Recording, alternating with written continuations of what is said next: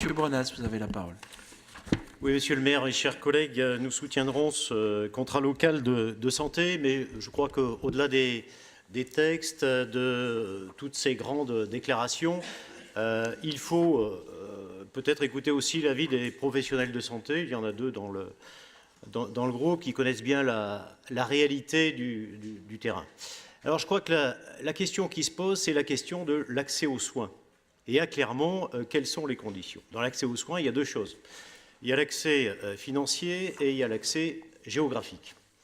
Au niveau de l'accès financier, il faut savoir qu'en 2018, 30% de la population dit avoir renoncé aux soins pour des raisons financières. Alors après, il y a différentes catégories dans la population et contrairement à ce qu'on croit, ce n'est pas les catégories les plus défavorisées qui n'ont pas accès aux soins, puisque celles-ci bénéficient le plus souvent de CMU. Je fais une parenthèse, à Clermont, par exemple, nous avons le double du pourcentage de CMU par rapport à d'autres villes. Par contre, ceux qui sont le plus touchés, malheureusement, c'est juste au-dessus, c'est les classes moyennes qui, malheureusement, voient des mutuelles qui sont de plus en plus chères et qui ne peuvent pas se payer ces mutuelles parce qu'elles ont augmenté et du coup, sans mutuelle, elles renoncent aux soins.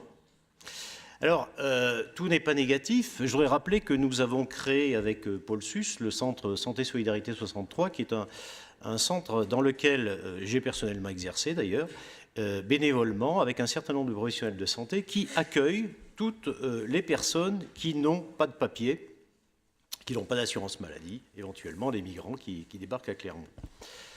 Après, sur l'accès géographique, donc vous l'avez rappelé, la situation est alarmante à Clermont sur certains quartiers.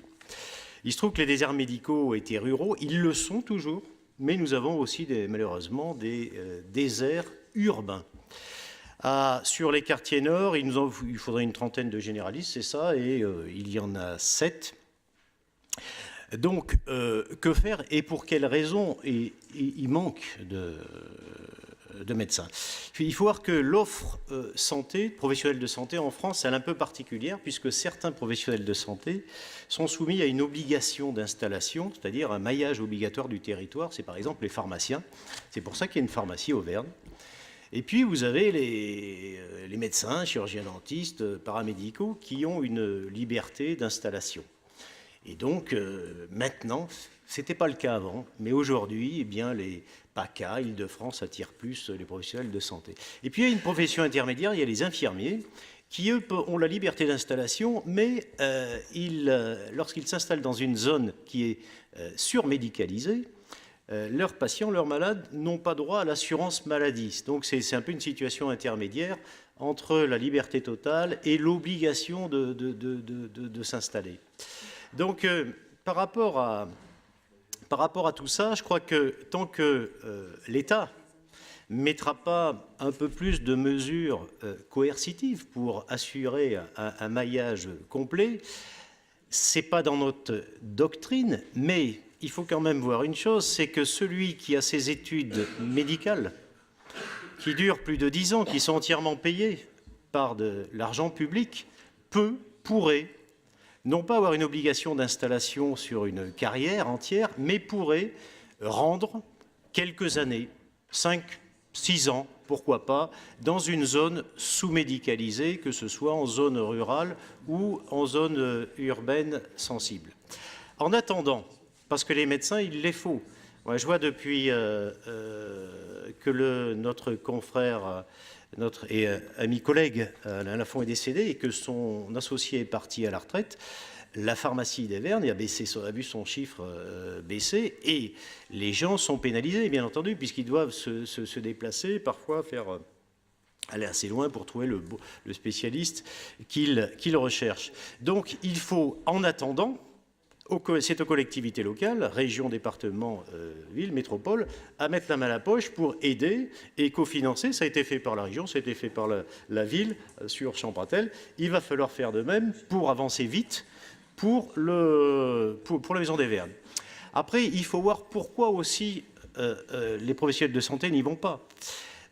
C'est pas seulement une question, comme certains pourraient penser, de chiffre d'affaires, etc. C'est aussi, il y a une question de sécurité. et ça il ne s'agit pas de faire de polémique, c'est les statistiques qui le montrent, c'est que les problèmes d'insécurité, mais c'est partout, hein, dans tous les quartiers, mais dans certains quartiers, les problèmes d'insécurité sont plus importants. Pourquoi?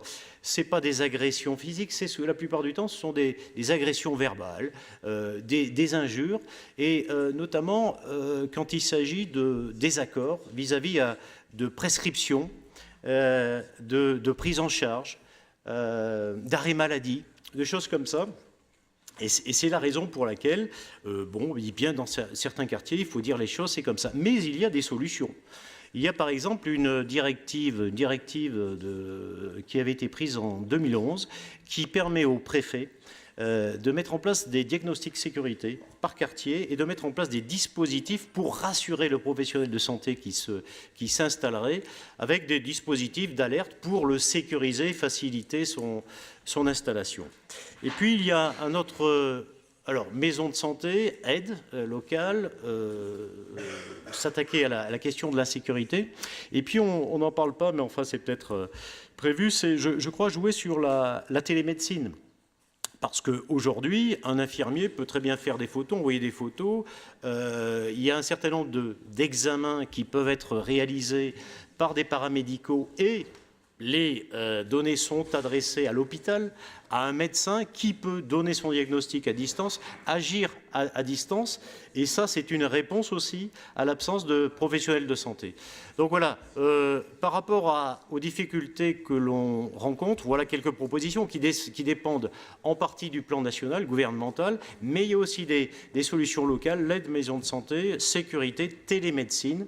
Et je crois que c'est en tenant compte de toutes ces propositions que nous serons à même de proposer aux Clermontois une offre de soins harmonieuse sur l'ensemble de notre territoire urbain.